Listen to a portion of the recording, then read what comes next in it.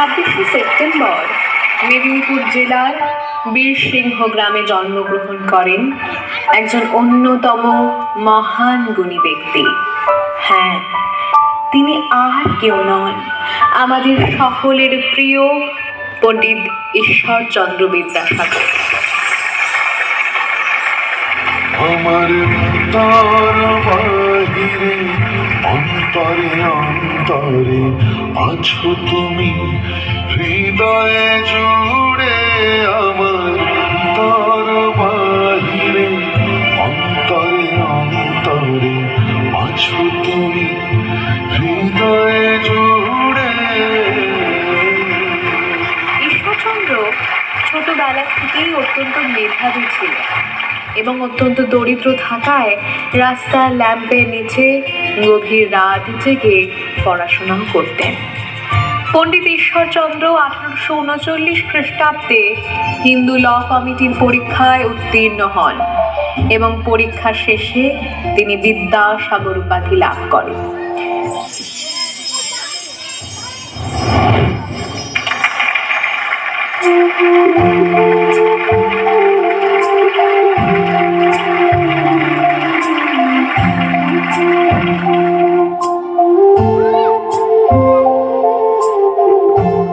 তিনিই হলেন বাংলার প্রথম লিপি সংস্কারক। তাঁর লেখা বর্ণ পরিচয় বই দেখে আমরা বাংলা ভাষা গ্রন্থে লিপিবদ্ধ করতে সক্ষম হয়েছি। আমি বাংলায় গান গাই,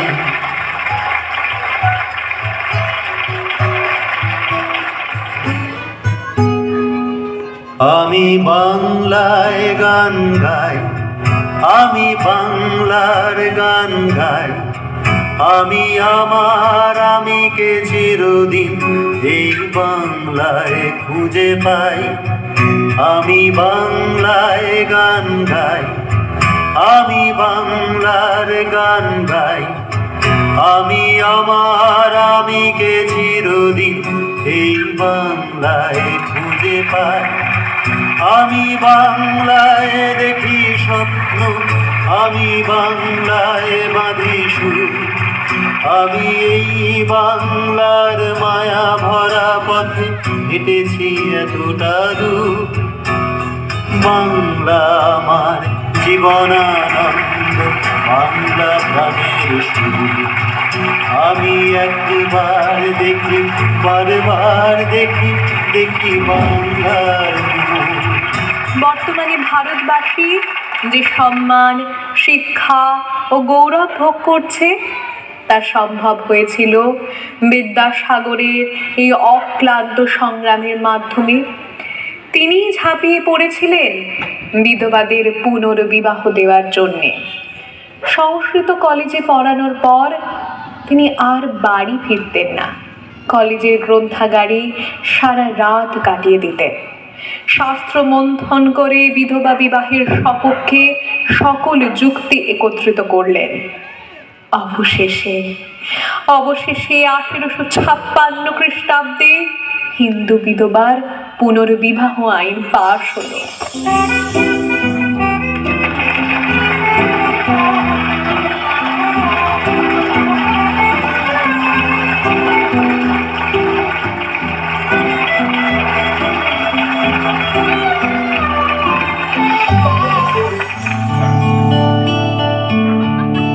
প্রাণ ভরিয়ে তৃষা ভরিয়ে মোরে আরো আরো আরো দাও প্রাণ।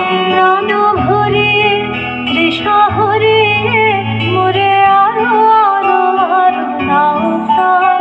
তব ভুবনে তব ভবনে মোরে আরো আরো আরো দাও স্থান। মোরে আরো আরো আরো দাও প্রাণ।